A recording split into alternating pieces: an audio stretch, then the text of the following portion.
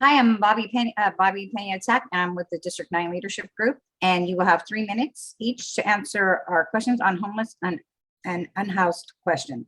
How will you address the homeless and unhoused situation, illegal dumping at encampments, and any impacts to our neighborhoods, along with the need to keep our waterways like the Guadalupe and the Coyote waterways clean? What are your thoughts on Governor Newsom's proposal to compel some of these individuals into treatment and housing? Supervisor Chavez. Bobby, thank you for the question. I'll start with the, oh goodness, okay. Unmuted. All right.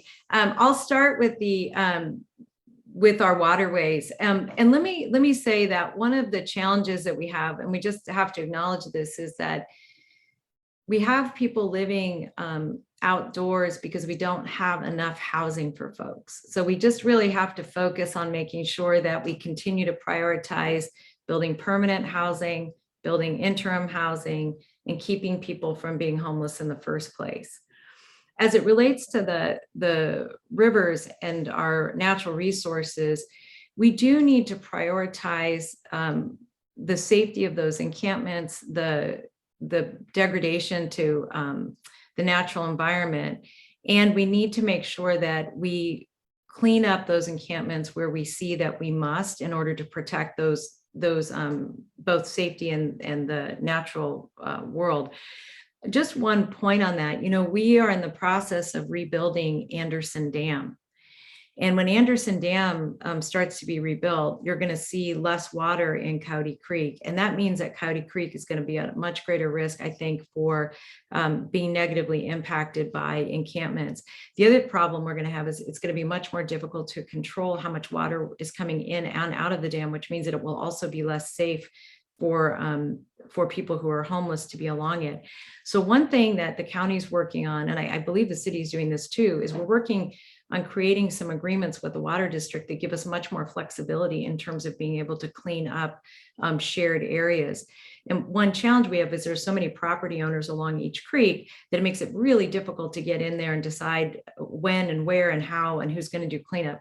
So one of the opportunities I think we have with Anderson Dam is to get all of the property owners, including private property owners, to sign up to allow for more flexible interactions, allowing us to make those cleanups safer and more effective, and also being able to manage the cleanups over a longer period of time. Just to talk about Care Court for a moment, Care Court's a proposal that's still in process of being developed. There's an opportunity there, and I think the opportunity is if the state government will do a little more to make it easier for us to compel people to get services. And this is really focused on folks who are schizophrenic or have other psychotic disorders. One thing again I'll say is that for folks who are homeless, we're going to need actual housing, not just housing plans. And Care Court really focuses on a plan instead of an outcome. What I like about it is I think it's going to give us an opportunity to get better at caring for the highest need people in our community. Thank you. Councilmember Davis. Thank you for the question. To tackle homelessness, we need to focus on safety, sanitation, and services.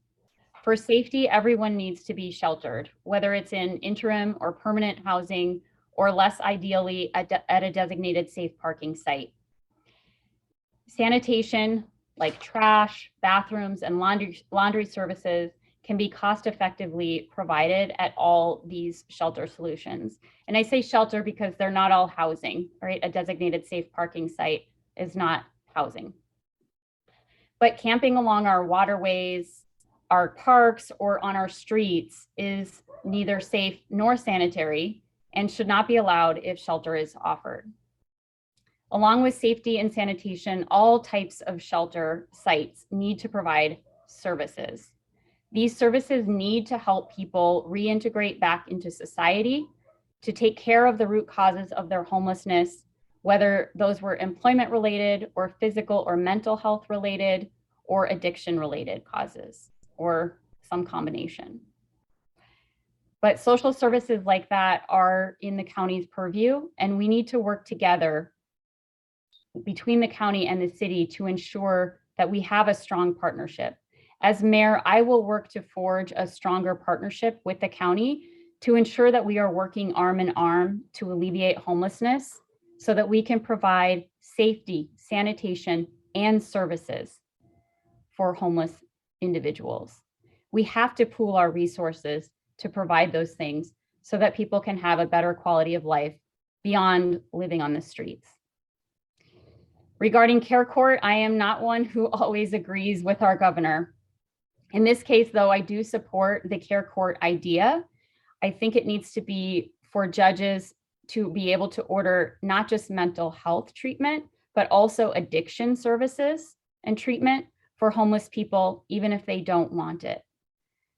I'm sure some of you, like me, have had a family member who has been mentally ill or had an addiction, and they don't always seek out treatment on their own. But when they start getting treatment, it can be very helpful, and they want more of the treatment and to have a different way of life. So I want to talk a little bit about quick build apartments, because some people have talked about them as if they are a panacea and going to solve our problem. We've built 3 sites of quick build apartments during the pandemic for a total of 345 beds. We have somewhere in the neighborhood of about 10,000 people in our county who are homeless, with about 2/3 of them likely in San Jose. We'll be getting new numbers soon. Quick build apartments are one strategy, but that alone will not solve our homelessness problem. We have to build permanent supportive housing to get everyone permanently housed. Thank you. Councilmember Mahan. Thank you for the question. I think that street homelessness in our community is the greatest example of government's failure to hold itself accountable to addressing a problem. We call it a crisis, and yet we are moving incredibly slowly and often in the most expensive and slowest ways. We're spending a tremendous amount of money, on the order of $1 billion, building brand new apartments at a cost of $850,000 a door, and 5 years to build brand new apartments for each homeless person who we want to get off the streets. We have to be radically more innovative and cost effective. We have to do cost-effective shelter on government-owned land, including sites like the county fairgrounds, but not exclusively there. I don't think we can scale up the solution in one place and concentrate it. We need an equitable distribution of transitional housing sites, inpatient treatment facilities across the county, not just in San Jose. San Jose has historically taken on more than its fair share of supportive housing, services, and all the rest. And I think that the county has to play the lead role in identifying those sites on publicly owned land, building adequate individual dignified shelter for individuals, a private space, the modular unit with a door that locks. And then we have to expect and hold our homeless population accountable for accepting shelter when it's provided. Our current approach is failing, and we have to be willing to admit that doing more of the same is not going to solve the problem. My 3 colleagues here have a collective 34 years in office locally, and the problem has only grown worse under their watch. So it is time for new solutions. I'm not talking about criminalizing homelessness, but we have to be radically more pragmatic and cost effective. We have to build modular transitional sites across the county on government-owned land at a fraction of the current cost. We have to have those inpatient services that the governor is calling for, and we have to help people get the care that they need.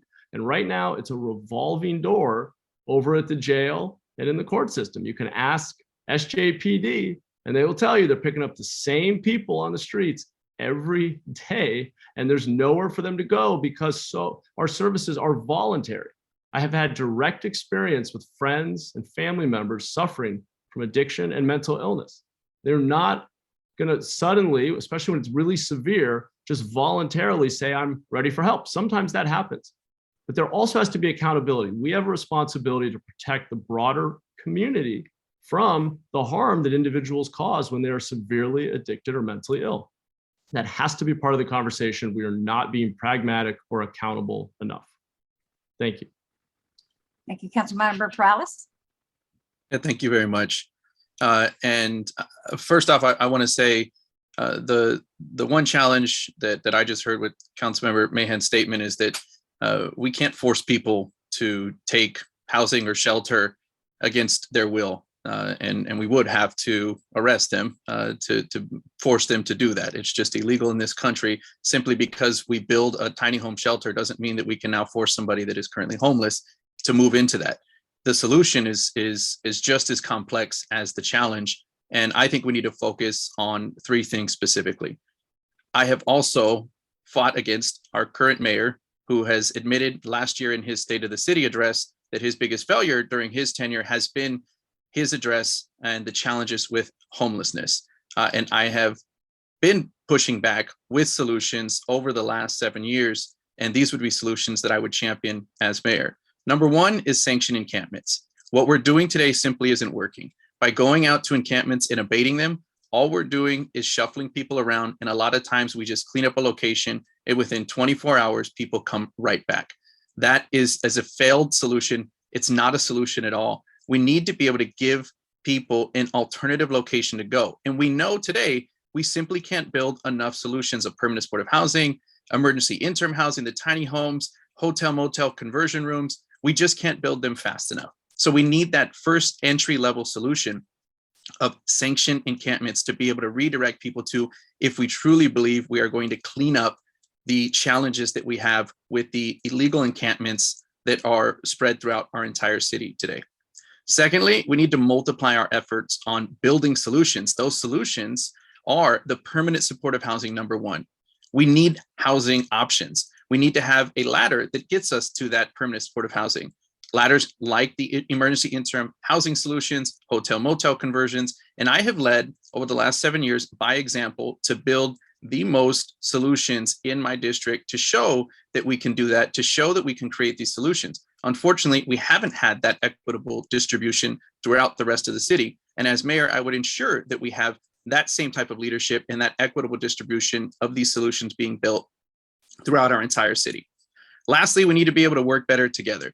I've been fighting to create a homeless task force here in the city of San Jose to ensure that we can bring all the stakeholders together, specifically to address the major underlying issues like mental illness, because it's not the city of San Jose that's going to be able to lead on this solution on their own. We need to work better together, specifically with our county partners. And on this issue of mental health and mental illness, I do support Gavin Newsom's proposal. I do believe that we need to have a more robust effort when it comes to addressing this underlying issue that is permeated not just within our homeless community, but our house community.